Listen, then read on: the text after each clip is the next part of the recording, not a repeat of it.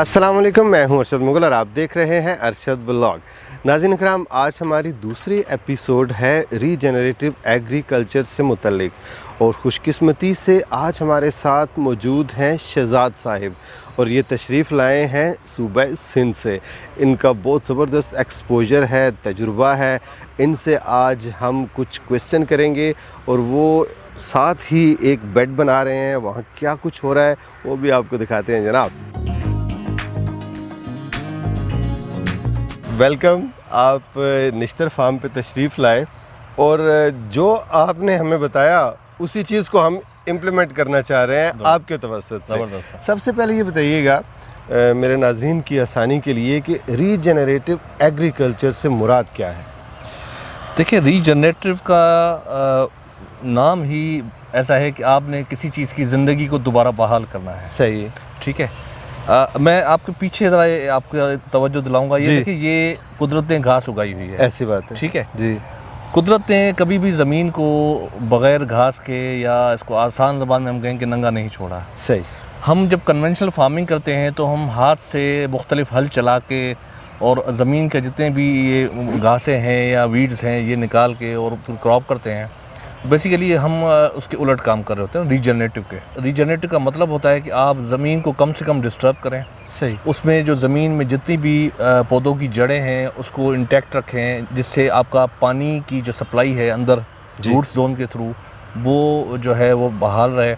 और साथ साथ ज़मीन में जो माइक्रोबायोलॉजी है, ज़मीन में जितनी भी वो मखलूक जो नज़र नहीं आती मगर वो अल्लाह ने हमारे लिए मुख्तस की हुई है, हमारे लिए काम कर रही है, ओके, तो वो ज़मीन की ज़िंदगी को बहाल करती हैं। सही सही सही। यानी वो नीचे कह लें कि वो अपना कुछ ना कुछ ड्यूटियां सर अंजाम दे रहे हैं। Exactly. वो जो मखलूकात हैं, जो चीज़ें चम्मच हैं। में जितनी मिट्टी आती है तो इसको 10 ग्राम समझ लें तो उसमें कोई करोड़ों अरबों के करीब उसमें बैक्टीरियाज होते हैं। अल्लाह अकबर। जो हमारी कैलकुलेशन से ही बाहर है, मगर वो अल्लाह ने हमारे लिए वो समझें कि बग़ैर तनख्वाह के मुलाजिम रखे हुए हैं जो हमारा ही काम कर रहे हैं। सही। और जब हम इनके ऊपर केमिकल फर्टिलाइज़र वगैरह यूज़ करते हैं तो उनके ऊपर फिर क्या इम्पैक्ट पड़ता है इन चीज़ों का? देखिए, ज़हर है, जानदार चीज़ है जी। सफोकेट होते हैं, तंग होते हैं। अगर जहर इस्तेमाल करते हैं तो या तो वो एरिया छोड़ देते हैं या डेड हो जाते हैं। सही।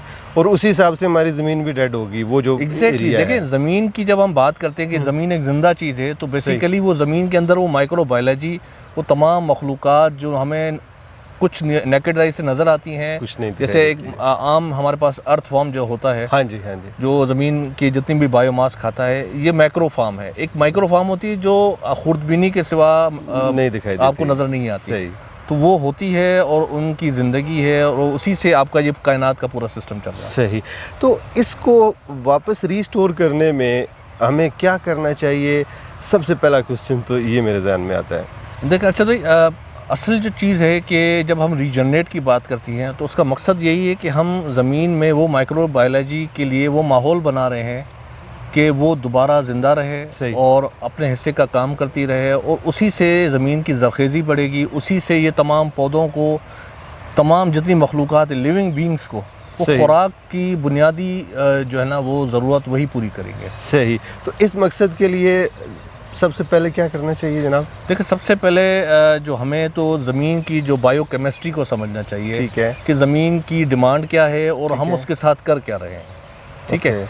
सॉइल केमिस्ट्री हर फार्मर को जब समझनी चाहिए, और मतलब अनफॉर्चुनेटली फार्मर अभी तक ये समझ नहीं रहा। फार्मर एग्रीकल्चर को जस्ट वो 4 चीज़ें समझता है कि हमने बड़े बड़े हल लाए, उनके जो ना ज़मीन को उलट पुलट किया, उसके बाद हमने इसमें अच्छा पानी चलाया, उसमें महंगा तरीन वो बीज ले आया, उसके बाद महंगी तरीन केमिकल सिंथेटिक फर्टिलाइज़र्स ले आए, और उसके बाद जब वो आखिर में हिसाब करने बैठते हैं पर एकड़ यील्ड का, तो वो कहते हैं कि यार 10,000 तो हमारे घर से चला गया। अभी रिसेंटली गंदम की कटाई हुई हैं मुख्तलिफ पूरे पाकिस्तान में, कुछ चल रही हैं, तो बिलीव करें कि लोग परेशान हैं कि यार गंदम में एवरेज तो क्या नहीं थी, उल्टा जो है ना वो 10 से 15,000 रुपये पर एकड़ जो है वो घर से उन्होंने भरने पड़ गए। तो वजह उसकी यही है कि हम सॉइल माइक्रोबायोलॉजी को नहीं समझ रहे, हम ज़मीन की जो डिमांड है उसको नहीं समझ रहे कि यही काम ज़मीन आपको मुफ्त में भी करके देगी ज़बरदस्त, अगर वो माइक्रोबायोलॉजी को आप दोबारा डेवलप कर लें। और उसी सिलसिले में आज आपके पीछे देख रहे हैं हम छोटी सी एक एक्टिविटी कर रहे हैं। सही है। कि बेसिकली हम एक खादें आपने देखी होंगी जी। कि ऑर्गेनिक खादों का बहुत जिक्र है। बिल्कुल। अच्छा, ऑर्गेनिक को भी हमने कंफ्यूज किया हुआ है कि हर बंदा कहता है भाई मैं ऑर्गेनिक कर रहा हूँ, ओके। मैं जहर नहीं डाल रहा, मैं ठीक, मतलब ठीक। कोई केमिकल नहीं डाल रहा। मगर देखिए ऑर्गेनिक वो किचन गार्डनिंग की हद तक तो ठीक है, पर बीइंग अ फार्मर या कोई ऐसा आदमी जिसकी 5 एकड़ या से ज़्यादा ज़मीन है, जी। तो वो उसके लिए पूरा नहीं होती। सही। उसके लिए आपको ज़मीन में जितनी भी फसलों की बाकियात है, उस बाकियात को बजाय जलाने के, मैंने अभी देखा है पंजाब में ट्रैवल किया है, जी, जी। तो बहुत बड़े लेवल पे गंदम की कटाई के बाद वो आग लगा रहे हैं, तो जिससे ज़मीन का जो ऊपर की जो ज़रख़ेज़ तरीन जो ज़मीन है, पहली जो 6 इंच से लेके 1 फुट की सॉइल होती है, वो टॉप सॉइल सबसे ज़रख़ेज़ ज़मीन होती है, सही। उसको हम हाथ से डेड कर रहे हैं। ज़ाहिर है जब 400 डिग्री 500 डिग्री की आग जलेगी, तो वो जब जहाँ बायोमास चलाएगी वहाँ ज़मीन में जितनी भी माइक्रोबायोलॉजी होगी उसको भी या तो ख़त्म कर देगी, बिल्कुल, या वो एरिया छोड़ देंगे, एरिया छोड़ देगी। सही, सही। और सही। उससे वो जो ज़मीन है वो जस्ट एक डेड जो ना डस्ट पार्टिकल बन जाएगा। वो फिर उसको दोबारा चलाने के लिए वो फिर लाखों करोड़ों अरबों रुपए की खादें इस्तेमाल करेंगे। तो ये एक साइकिल है जो लोगों को समझ नहीं आ रहा या समझना नहीं चाह रहे। सही बात है। तो हम नाज़रीन इस बात पे ज़रूर अपनी आवाज़ बुलंद करेंगे। जितने भी फार्मर हैं उनको चाहिए कि जिस तरह शहजाद भाई ने बताया है उन बातों पर अमल करें, और इंशाल्लाह हमारा ये सिलसिला गाहे बगाहे चलता रहेगा। अभी देखते हैं शहजाद भाई ने क्या कुछ वहाँ पे बना रखा है। आए जी।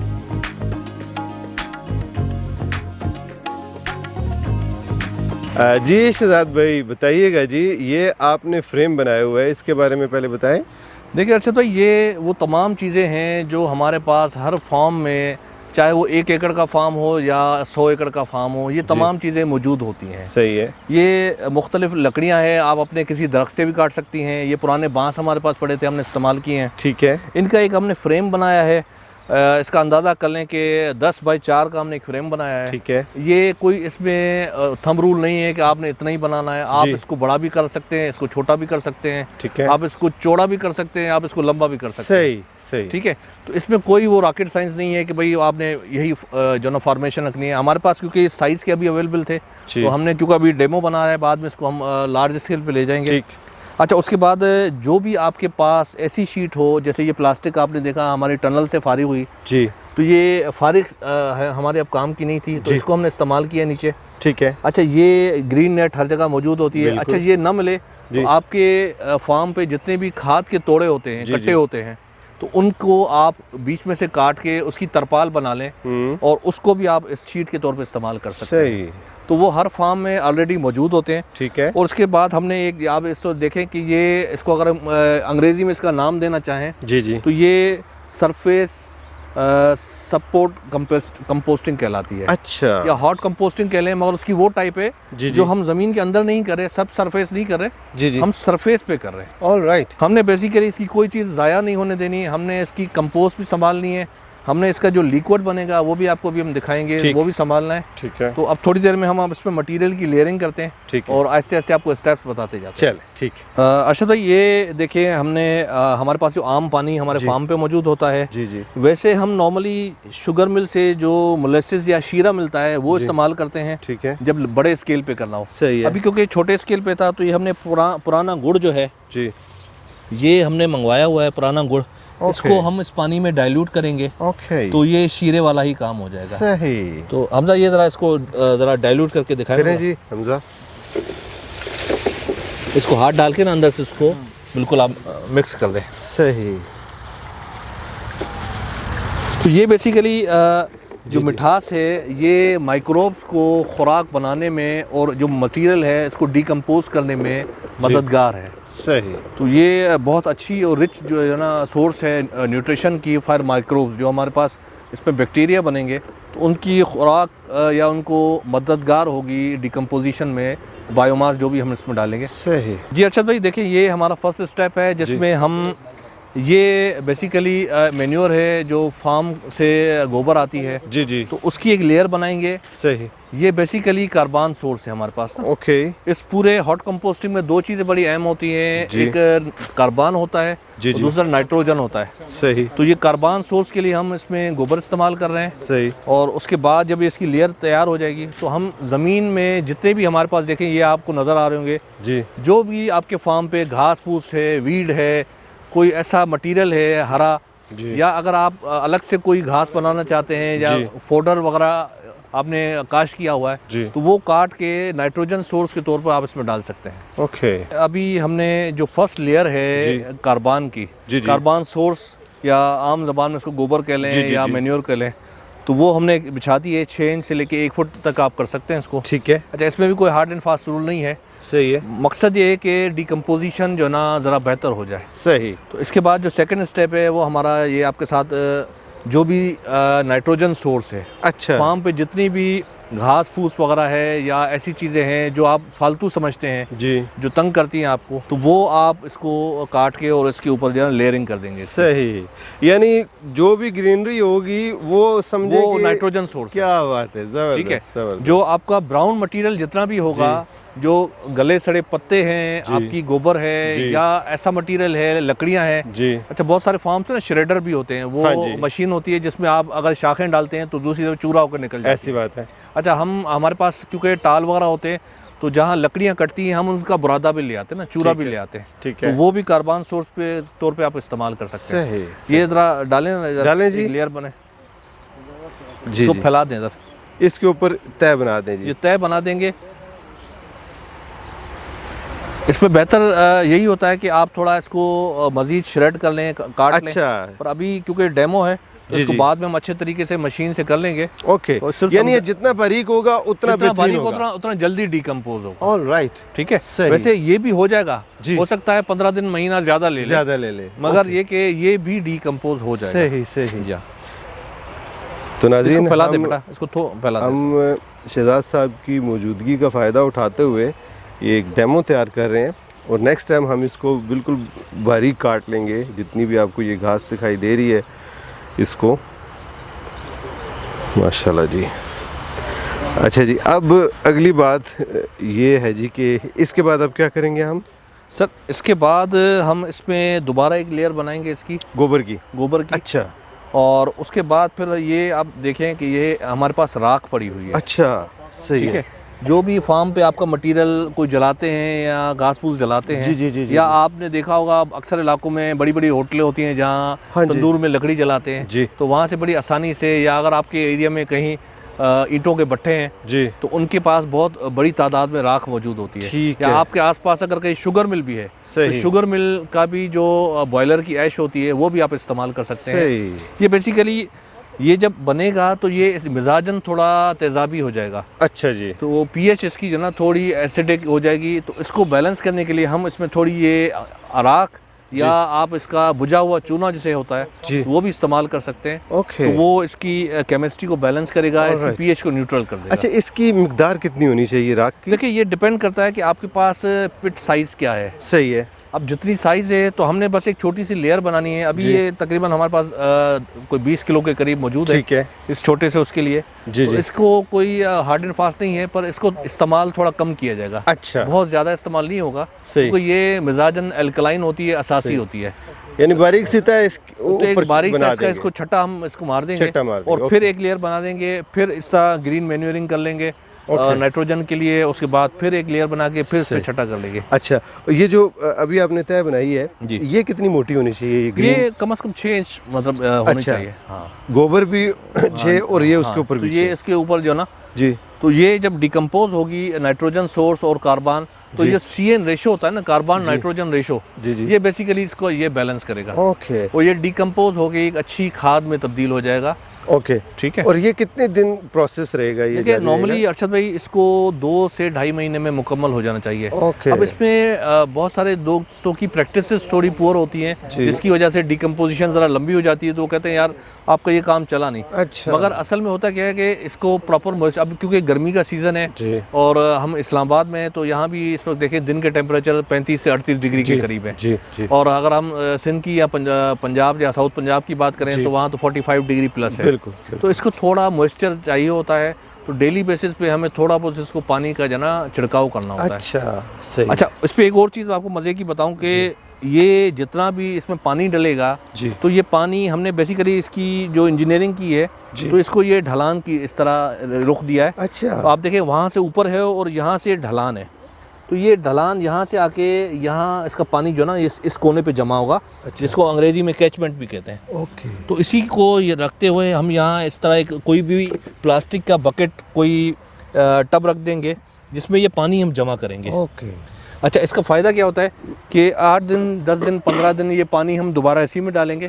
अच्छा। उसके बाद जब ये पानी बहुत ही आपको देखिए जब गाढ़ा ब्राउन टाइप का नज़र आने लग जाए तो इसका मतलब है कि ये आपका लिक्विड फर्टिलाइज़र बन गया। अच्छा। तो ये बेसिकली इस नॉर्मली है जब हम किसी खड्डे में जो ना सब सरफेस करते हैं तो उसमें वो पानी ज़मीन में जज्ब हो जाता है। सही। तो एक बेहतरीन सोर्स जो हमारी लिक्विड फर्टिलाइज़र की वो ज़ाया हो जाती है। सही। इस पैटर्न में क्या होता है कि वो न सिर्फ आपकी कंपोस्ट बन गई, मगर उसके साथ जो इसका पानी जो आएगा वो यहाँ इसमें जमा होगा और वो भी आप फोलियर के तौर पे, लिक्विड फर्टिगेशन के तौर पे आप अपने पूरे फार्म पे चला सकते हैं, स्प्रे कर सकते हैं। ओके। तो इसमें कोई चीज़ ज़ाया नहीं है बेसिकली। ज़बरदस्त ज़बरदस्त। अच्छा, मैं देख रहा हूँ कि आपने ना इसको ज़मीन की तय के ऊपर जो सरफेस है उसके ऊपर आपने ये बनाया है ना, तो ये जो दाएं बाएं इसके ऊपर ये कपड़ा भी है, इनका भी कोई रोल है बीच में? देखिए बेसिकली ये सारा वजन जो है ना ये है ज़मीन पे। ठीक है। ये हमने सिर्फ इसको सहारा देने के लिए ताकि इसमें से जो लिक्विड है वो ज़ाया ना हो ज़मीन में। वो इसको हमने इस तरह नीचे प्लास्टिक की शीट दी है, ऊपर आप कोई भी ऐसा मटेरियल दे सकते हैं, प्लास्टिक की तरपाल लगा सकते हैं, जैसे हमने ये ग्रीन नेट लगाई है, ब्लैक नेट लगा सकते हैं। ठीक है। जो भी आपके फार्म पे फालतू चीज़ आपको समझ आती है कि यार ये मेरे काम की नहीं है, उसको आप मिला के आप इसका इस तरह एक जो है पिट बना सकते हैं। ज़बरदस्त। तो इसमें ये जैसे उर्दू में कहते हैं कम खर्च वाला नशीन। तो ये देखें इसमें कोई ऐसी चीज़ नहीं है जो हमने अलग से कोई बाहर से परचेज सब कुछ फार्म में मौजूद था, हर चीज़ फार्म में हमारे पास मौजूद थी। बिल्कुल। तो एक आम आदमी के लिए सबसे बड़ा प्रॉब्लम यही होता है कि वैसे ही एग्रीकल्चर में सब खर्चों के मारे हुए हैं, तो इसमें वो जो खर्चे हैं वो हमने इसको कोशिश की है कि बिल्कुल मिनिमम पे ले जाएं इसके। सही। या इसको अगर ज़ीरो अखराजात कह लें कि भाई ये बिल्कुल वो खर्च है जो आपको नॉर्मली अगर किसी के पास 2 भैंसें 2 गाय है तो गोबर उसके पास मौजूद होता है, घास उसके पास मौजूद होती है, लकड़ी की राख फार्म पे मौजूद होती है। ठीक है। अच्छा, गुड़ का अभी आपको मैंने दिखाया, तो नॉर्मली हर फार्म पे अगर जहाँ जानवर होते हैं तो वहाँ मोलेसेस या गुड़ जो ना रखा जाता है तो जानवरों को खिलाया जाता है वनडे में, तो वो भी मौजूद होता है। ज़बरदस्त ज़बरदस्त। शहजाद भाई ये क्या चीज़ है? अच्छा भाई देखिए ये बड़ी कमाल की चीज़ है कि खुदा ने कोई भी चीज़ ज़ाया नहीं बनाई जी, और हर चीज़ का अपना एक रोल होता है। ठीक है। ये देखिए बकरे की ओजड़ी है, अच्छा, रूमेन जिसे कहते हैं। ठीक है। ये इसके अंदर अल्लाह ने एक बैक्टीरिया रखा हुआ है जिसको हम लैक्टोमाइसिन कहते हैं। ठीक है। अच्छा, ये ऐसी शानदार सी चीज़ है जी कि आप इसके फ़वाइद में गिनाना शुरू कर दो तो शायद पूरा दिन लग जाए। सही है। अच्छा, तो ये बेसिकली हम इसमें हमारे पास क्योंकि कराची नज़दीक है जी, तो जब समंदर की मछली आती है जी तो उसकी लांचों के नीचे जो आखिरी तय होती है वो सड़ जाती है मछली। ठीक। तो हम उसको एज अ फर्टिलाइजर सोर्स भी इस्तेमाल कर लेते हैं। अच्छा। क्योंकि समंदर की मछली में सबसे ज़्यादा फास्फोरस और अमाइनो एसिड्स होते हैं। सही। अच्छा, अब क्योंकि हम इस्लामाबाद में थे, यहाँ थोड़ा उसका मिलना मुश्किल था जी, तो उसका अल्टरनेट हमने निकाला कि हमने आपके फार्म पे यहाँ पे थोड़ा मालूमात की, तो ये ओजड़ी हमें मिल गई। वाह। तो ये भी बड़ी एक ज़बरदस्त सी चीज़ है, ये अक्सर आप इसमें इस्तेमाल कर सकते हैं। सही। और इसमें आप किसी जानवर का अगर ब्लड मिल जाए, जैसे अभी कुर्बानी आ रही है जी जी जी, तो कुर्बानी का जो जानवर का ब्लड होता है जी, तो वो भी आप अपने क्यारियों में और आपके जितने भी बायोमास में डिकम्पोजिशन के लिए इस्तेमाल कर सकते हैं। अच्छा। तो देखें, जो चीज़ हम नालियों में ज़ाया कर देते हैं जी जी, तो वो भी बड़े काम की चीज़ है एग्रीकल्चर पॉइंट ऑफ व्यू से। सही सही। तो ये हम अब इसमें ओजड़ी भी डालेंगे। कितनी मिकदार होनी चाहिए इसकी? देखिए नॉर्मली जैसे ये को 3-4 किलो है। अच्छा। तो ये अभी है कि हम मिडिल में एक लेयर डाल देंगे, तो इस पे बहुत सारे माइक्रोब्स अट्रैक्ट होते हैं। और वो ये जब गलेगी सड़ेगी तो ये बेसिकली इसको डिकम्पोज कराने में मदद करेगी। क्या बात है। चलें जी, बिस्मिल्लाह करें। आए ना जरा डालें जी इसको। बायोमास के तौर पे या इसको ओजड़ी है जी, इसमें कोई भी चीज़ ऐसी हो जो गल सड़ सके, उसमें मछली का वेस्ट भी आप डाल सकते हैं। उसमें आपको अगर मुर्गियों की आंतड़ियाँ मिल सकती हैं, अच्छा, तो वो भी आप डाल सकते हैं। ठीक। मकसद है कि माइक्रोब्स को अट्रैक्ट करना है फॉर डिकम्पोजिशन ऑफ बायोमास। ठीक है। अच्छा, इसमें ये ऐश भी डालें ना जरा। अच्छा। ये सब देखें, पीएच को मेंटेन करने के लिए सही, ये एल्कलाइन जो है सोर्स है हमारी राख की, और ये अब इसमें हम डाल रहे हैं थोड़ा थोड़ा लेयर। सही पर ये थोड़ी डलेगी, बहुत ज़्यादा नहीं डलेगी। सही। और उसके बाद फिर जो है हम एक ग्रीन मैन्योरिंग का जो है वो नाइट्रोजन का सोर्स डाल देंगे सही। और इस तरह इस पिट को हम पूरा मुकम्मल भर देंगे। ओके, अब दूसरी लेयर शुरू हो गई है जी। अच्छा अच्छा, तो देखिए अब ये हमने जो नाइट्रोजन सोर्स है या ग्रीन मैन्योरिंग की दूसरी लेयर हम इसमें हमने डाल दी है। ठीक है। और इसके साथ फिर हम इसमें इसके बाद जो है जो हमारा कार्बन की सोर्स है वो एक लेयर डालेंगे। ठीक है। और इस तरह मतलब जितना आपके पास गुंजाइश है आप इसको भर सकते हैं। ज़बरदस्त। ठीक है, हम इसको यहाँ से जो इसकी टॉप है यहाँ से 6 इंच की छोड़ देंगे। अच्छा। क्योंकि ये जैसे जैसे इसमें पानी डलेगा ये बैठेगा, मटेरियल जो ना ये अपनी जगह बनाएगा सारा। अभी क्योंकि स्कैटर्ड है जी, तो जी। बाद में जब डिकम्पोज होगा तो ऐसे ऐसे ये अपनी जगह बना के बैठता जाएगा। ज़बरदस्त। अच्छा, एक मैं इसमें सबसे मज़े की बात बताऊं कि ये पूरे मटेरियल का जो वेट है ये इस फ्रेम पे नहीं है। अच्छा, ये पूरा वेट जो है वो ज़मीन पे है। सही। और ये सिर्फ इसको यहाँ सहारा दे रहे हैं आपकी जितनी भी जो फ्रेम है, इसकी शीट्स हैं, प्लास्टिक है, जी जी तो ये इसको सहारा दे रहे हैं। और उसके बाद जब इसमें पानी का वेट आएगा जी तो ये पानी आप देखिए यहाँ से जो ना जी जैसे ये देखिए अब ये सख्त हो गया है जी। तो यहाँ से हम इसको थोड़ा पंक्चर करेंगे। ठीक है। और पानी फिर इसमें हम जमा करना शुरू कर देंगे। सही।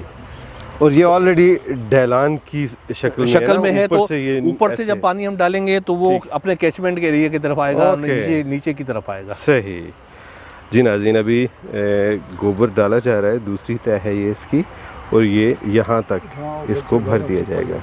अच्छा, तो ये देखें ये जो हमने गुड़ वाला पानी बनाया था मोलेसिस का, तो ये अब पूरे इस पे हम मटेरियल को अच्छे से शावर कर देंगे। ठीक है। और बाद में इसके हम अच्छा इसको पानी दे देंगे ताकि वो पानी जो है वहाँ से फिर रसना शुरू हो जाए। अच्छा, और उसके बाद जो गुड़ वाला ये पानी देने के बाद मजीद पानी डालेंगे इसके ऊपर? वो तो असल में क्योंकि इसमें डलेगा ना एक दफ़ा, ये अपनी जगह बनाएगा। सही। अच्छा अच्छा, तो ये हमने जो ऊपर से पानी डाला है जी, तो अब देखें ये यहाँ आ रहा है यहाँ पे। सही। और इसको अभी ये सेटल होगा, पानी तेज़ी से आ रहा है। ठीक है। बाद में ये पानी हम उठा के वापस इसके अंदर डाल देंगे। सही। और फिर ये रसेगा, मतलब ये ऐसे नहीं निकलेगा, ये ड्रॉप जो ना इसमें। ओके।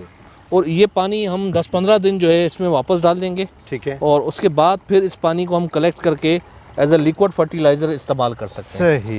वो हम पौधों के ऊपर स्प्रे भी कर सकते हैं। ठीक है। वो हम अपने खालों में जो पानी के साथ इसको फर्टिगेट भी कर सकते हैं।